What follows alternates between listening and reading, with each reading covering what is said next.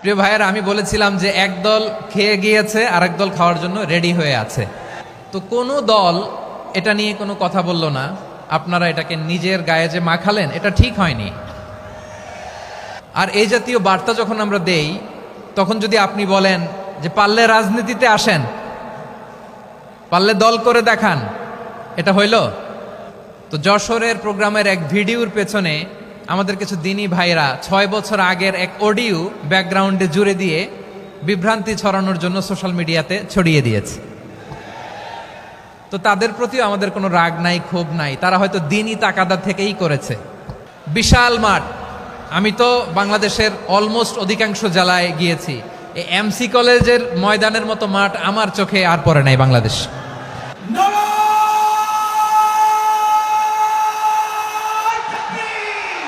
দাওয়াত